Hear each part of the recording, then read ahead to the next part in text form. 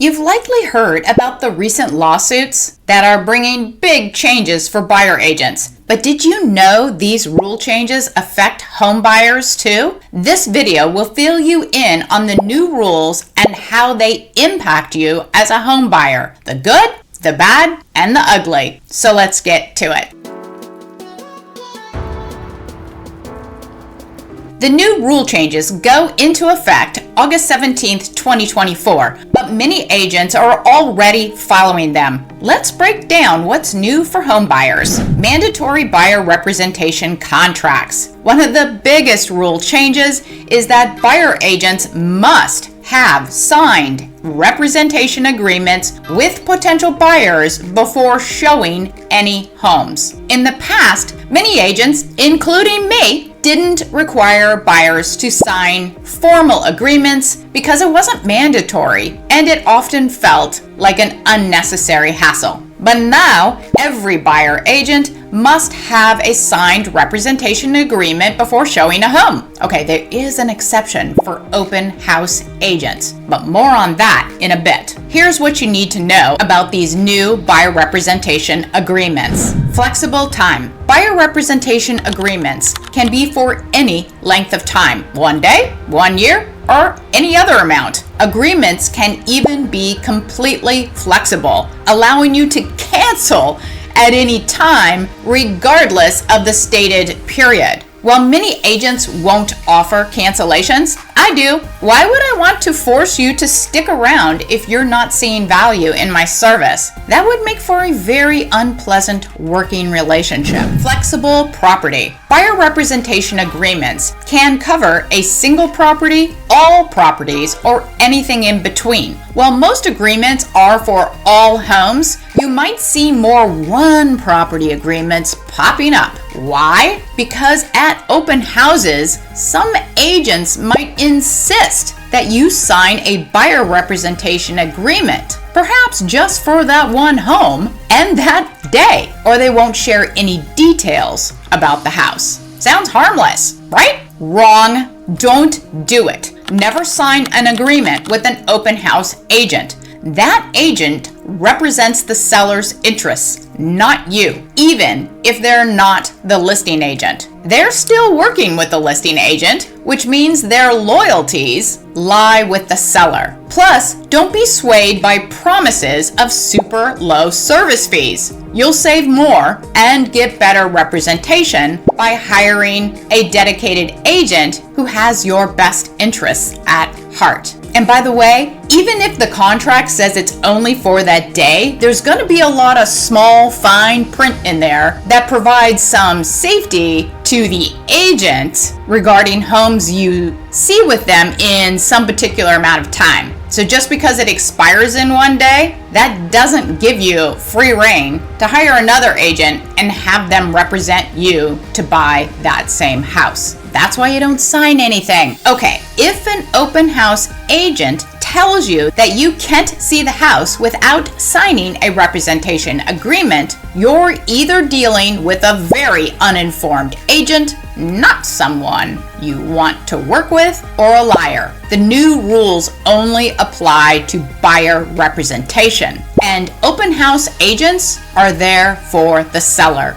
They don't need any agreement with you to let you see the house, so don't be bamboozled. Flexible agency.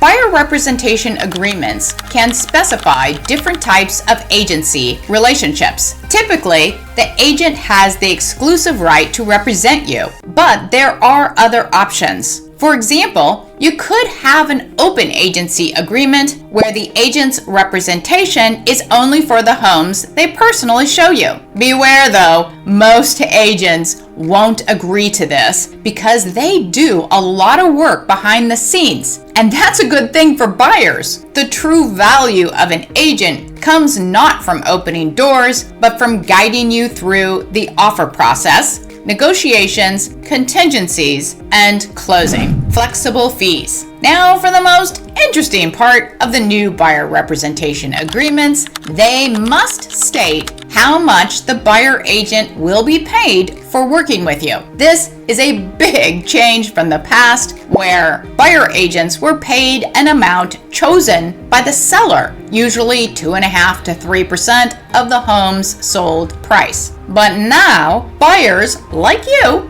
not sellers, will decide how much their buyer agent is paid. And that makes sense, right? Gone will be the days when unethical agents could encourage you to buy a house because the seller was paying more to the agent, or when the agent assigned by Zillow, who may offer you no great value, gets to earn whatever the seller is paying. Now, this change gives you the opportunity to shop for value, and that is what you must do. Interview buyer agents. Ask what they'll do for you, what value they provide, and how often they have achieved awesome outcomes for their clients. And beware of discounted fee offers. Those frequently result in not winning the home you want, paying more for the home you do get, and taking on unnecessary future financial risks.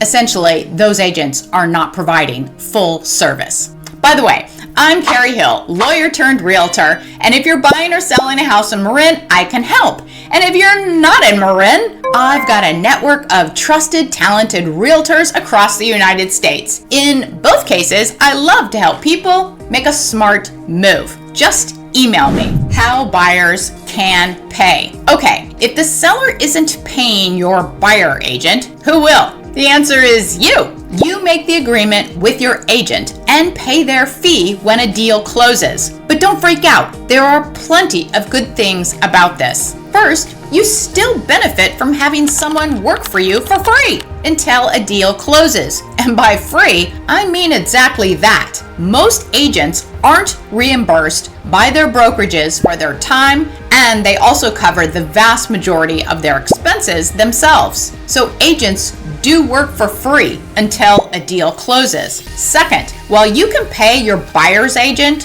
fee at closing, that's not usually what's likely to happen. Instead, your agent will most often ask the seller to cover the buyer agent fee, and the seller will likely pay. What? Why would the seller continue to pay? Because it's all about math. For example, if Bobby Buyer offers $1 million for a home with no seller buyer agent fee, and Brenda Buyer offers $1,030,000 and asks the seller to pay $25,000 due to the buyer agent, who wins? Clearly, it's Brenda Buyer. It's just math, as it always has been. Nothing new here. Sellers will still agree to pay for buyer agents. Sellers likely keep paying buyer agents. You might be wondering why it's most likely that sellers will continue to pay buyer agents. First, there's the math reason that I just mentioned, but second, most listing agents will encourage their sellers to pay buyer agent fees to attract as many buyer agents as possible to sell their home. More buyers? Great for sellers. Third, sellers paying buyer agent fees makes the most sense because home loans allow seller costs to be financed, but they don't currently allow buyer costs to be financed. If sellers refuse to cover buyer agent fees, they'll have fewer buyers, which they definitely don't want. But wait, if sellers continue to pay buyer agents, what changed? The change is that you, as a buyer, now have a say in how much your buyer agent is paid. That amount is clearly stated in your buyer representation agreement. Your buyer agent gets that and not a penny more. So, if a seller decides to offer a higher buyer agent fee to attract more agents, that's not going to attract more agents because they can't collect on the higher fee anyway, unless that's what their contract with their buyer was for. So that is another improvement for unsuspecting buyers, because ultimately all costs are baked into the price that you pay for your home. Oh, and just to be clear, though an agent can never earn more than the stated fee in your representation agreement, buyer agents can agree to accept a lower fee. And there are lots of reasons buyer agents may agree to that, which is also a good thing for buyers. And there you have it. While buyer agents will have to work harder to find out what a seller is willing to pay toward their fees, in the end, the most likely result is that sellers will continue to pay buyer agents because it's in their best interest and it's just about the math. I'll be doing more videos to help buyers figure out what interview questions they should be asking when they interview buyer agents and what value they should expect to get from a buyer's agent. Subscribe and hit the bell notifications so you don't miss those videos. And for more information useful to buyers and sellers, there should be some videos on that showing right now. Thank you for watching and have a great day.